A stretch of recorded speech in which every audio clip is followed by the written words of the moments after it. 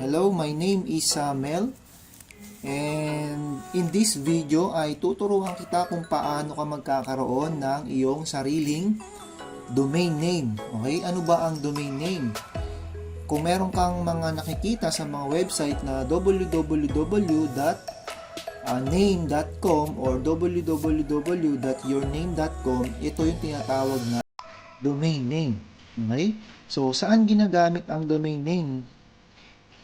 Ginagamit yan in two purpose. Okay? Unang-una, gagamitin mo yan as your branding sa iyong website. Okay? Let's say for example, sa akin, meron akong website na melsalonga.com. Okay? www.melsalonga.com. So, yun ang unang purpose. Second is, magagamit natin yon para magkaroon tayo ng professional business email. Okay? So, ano ba yung professional business email? Di ba meron tayong mga email like for example, melsalonga@gmail.com, melsalonga@ymail.com, etc. etc. Di ba? And then, meron naman tayong paggagamitan doon. For example, gagawin natin siyang info@melsalonga.com or contact@melsalonga.com, etc. etc. Okay? So, bakit kailangan nating gawin to? Bakit kailangan nating magkaroon ng ganito? Okay? Sa business kasi, kapag nakita ng prospect or nakita ng customer mo na lalo na sa internet, na yung mga tools na yan na ginagamit mo ay talagang pang business, okay? Magkakaroon ka dyan ng personal branding sa kanila. Okay? So, magsisimula na dyan yung they will know you, they will like you, and they will trust you. Okay? Kaya napakaganda na magkaroon tayo ng ganitong tools sa ating business. So, magagamit din natin to sa ating autoresponder email. Okay?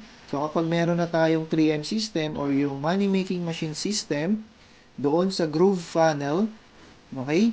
Dito natin sila i-integrate or dito natin ilalagay yung mga gagawin natin ngayon. Itong domain name at ang iyong professional business email. Okay? So, without further ado, let's start now. Paano ka ba magkakaroon ng domain name? Okay, sa baba ng video na to, itong video na to, merong link dyan. Okay, merong link dyan na kung saan kapag click mo yun, mapupunta ka sa isang page na ganito. Yung yung z.com. Okay, by GMO. Right? So, dito tayo gagawa ng iyong domain name. Okay? So, bago ka gumawa nun, isipin mo muna kung ano yung domain name na ilalagay mo. Right? So, pag nandiyan ka na, i-click mo lang yung domain dito. Okay? Click mo lang yung domain dyan, and then mapupunta ka sa page na ganito. Okay? So, after nun, click mo tong ano dito, itong search bar na to. Okay? Type mo dyan yung domain name na gusto mo. Okay? Let's say, for example, yung sa akin, Melsalonga, ito-type ko, and then click ko yung search. Tignan natin kung okay yung domain na yan. Okay? Ito kasi, dito sa z.com kasi, napaka-ano lang nito. Okay? So, napaka-affordable lang ng mga domain dito. Okay? O, ba't ganun? Yan, ulitin ko ulit. Right? So, click natin yung search. Right. So, ayan. Ibig sabihin, your domain is available. Register now. So, available daw itong domain name na to, which is yung www.melsalonga.com. Okay? So, 1 year siya and 248 pesos lang siya. Diba? So, napaka-affordable lang dito sa z.com Philippines. Right? So, wag mo nang hahanapin yung z.com Philippines. I-click mo lang yung link na makikita mo under ng video na to or under ng description dito sa YouTube video na to. Okay? So, i-click lang natin yan. Kung gusto natin ng 2 years, pwede naman. Kung gusto natin ng 1 year, pwede rin. Okay? But for example, 1 year lang muna. Okay? So, i-click natin yung add to cart. Then after nyan, check out na tayo. Click lang natin yung check out. Okay? So, susundan mo lang talaga siya. Right, so ayan na. Sabi dyan, 248, 12 months, so 1 year yan. So, napakalaking discount niya. Okay, sa iba, mabibili mo yan ng 600, 500, 700, up to 1,000, right? Pero dito sa Z.com, napaka-affordable lang niya. So, after nyan, click na natin yung checkout. Okay? Natin yung checkout. So, pagdating naman dito, i-ano lang natin yung ating personal info. Okay? Sa akin kasi, nakabili na ako dito ng domain name dati. Okay?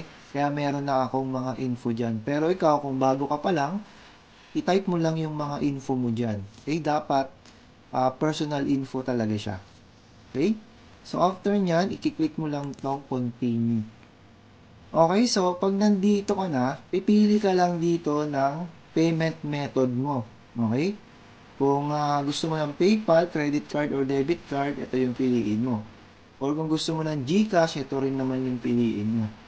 Okay? So make sure na ang total na babayaran mo ay 248 lang. Kasi minsan, nagbibigay pa sila dito ng mga upsells. Okay? Na hindi mo namamalayan na nasa 2,000 na pala yung babayaran mo pagkatapos mag-check out ka. Okay? So, check mo siya palagi. By this time, ito tayo, GCash tayo. GCash yung pambabayad ko. Then, kiklik ko lang tong Dragon Pay. So, after nyan, napin natin yung GCash. Yon, GCash. Okay? So, kapag naman meron kang BDO, mag-online banking ka, pwede mo rin namang ipambayad yan. Meron kang points, GrabPay, yan. Okay? So, gusto mo naman, over the counter ka, magbabayad ka sa Cebuana, LBC, and Lulier, etc. Okay? Pero ako dito tayo sa GCash. Yan. So, click mo lang yung I agree. So, meron siyang 10 pesos service fee. Yan. So, after nyan, login mo lang yung iyong GCash number. And then, hintay mo lang na merong mag-text doon sa number mo, sa GCash mo. At i-type mo lang dyan yung code. 495. Yan. So, click mo lang yung next. And then, di ba, sa GCash, meron kang MPIN. Okay? Type mo lang yung MPIN mo dyan. Then, click next. Yan. So, meron akong available na GCash. 300 pa yung available ko. So, mababawasan siya ng 248 plus 10, 258. So, click ko lang tong pay. Okay, so magkakaroon ng ganyan. Hintayin mo lang. Huwag mo i-close to. Kailangan hintayin mo lang siyang matapos. Hanggang dito. Okay? Alright, so yun. Nabili na natin yung melsalonga.com. Okay? So, paano may check yun? Check natin dito sa domain. Okay, so after nun, okay, pagkatapos nun, click mo dito, itong nakikita mo dito na parang tao. Okay? Click mo yan, and punta ka sa payment setup. Okay? Click mo yung payment setup para mapunta ka dito sa billing information. Okay? Click mo tong billing information. Okay? Pag nakita mo yan dito, ano ngayon? January 19 ngayon. Okay? So, ito yung binili mo. 248 pesos na domain name. Okay? So, para malaman natin kung para mag-payment confirm siya, click mo tong settlement. Okay? Click mo to. Yan, we will settle the relevant claims in the Z.com chart. So, click mo lang yung yes. Okay, so kapag nakita mo na active na siya, okay, nakita mo na active na siya, di ba? Ito yung binili ko kanina, melsalonga.com. Pag nakita mo na active na siyang ganyan, ibig sabihin, naka-register na yan sa loob ng Z.com domain.